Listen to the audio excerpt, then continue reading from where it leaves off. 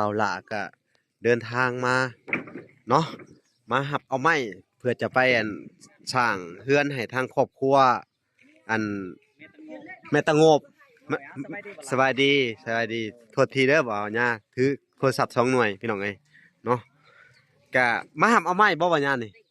ซื้อไม่ไปให้เพิ่นเพราะว่านี่อันผู้ที่โอนเงินมาผู้ที่50ตัวละแสนจากใช้อันนี้จาก5แสนหลายคนบ่ล่ะจากช่อง TikTok บ่เลย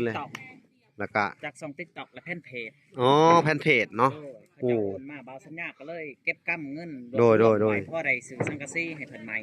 แม่นๆมันเท่าถูกเบื้องต้นเนาะตอนนี้ก็คือว่าเฮือนเพิ่นหัวโดยหัวเพราะว่าเขาก็ซื้อไปเมื่อวานนี่เนาะบ่โดยRang luang ngit ơi. Thảo chứ nãy tạ rồi về. พี่น้องเอ้ย Người ta nhận nên chỉ lại đó. Mẹ mà cái đi. Chạy hết rồi. เพิ่นไปเก็บอีหยังมาน่ะฮะเก็บบัวบ่น่ะลูกสาวเจ้า Rồi. อันนี้เอาไว้ทั้งนอกโต๊ะที่ขาดนี่เอาไว้ทั้งชุดเนาะบ่ล่ะเนาะอันนี้12ฟุตเด้อเนาะญาเนาะจักแผ่นพอคางนึงเพื่อนเจ้านี่10แผ่น13 Rồi. อันนี้กระทึกแหละลบกันมีน้ำซื้อมาน้ำมันลบฮะกระทึกละ12 24 25คือกันเฮาก็ได้ก็พอดีเลยเนาะแก้วเนาะNên ai chở.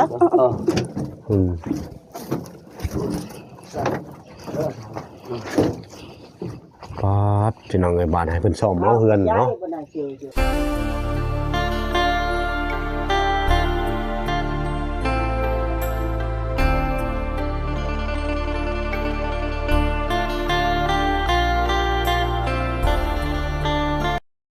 โอเคพี่น้องเอ้ยเนาะทางบ่าวหลาก็เดินทางมาเนาะมาหับเอาไม้เพื่อจะไปสร้างเฮือนให้ทางครอบครัวแม่ตะโงบสบายดีโทษทีเด้อบ่าวญาถือโทรศัพท์2หน่วยพี่น้องเอ้ยเนาะ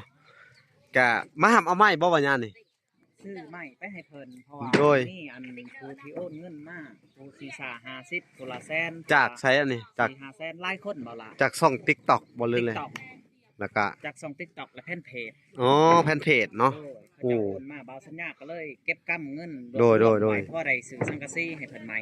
แม่นมันเท่าถูกเบื้องต้นเนาะตอนนี้ก็คือว่าเฮือนเพิ่นหัว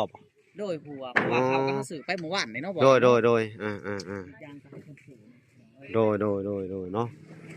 นะพี่น้องเอ้ยก็มื้อนี้ก็จ้างวานไอ้แก้วคือเก่าเนาะจ้างวานเพิ่นไปส่งพี่น้องเอ้ยเนาะไปส่งเนาะบ่ล่ะเนาะ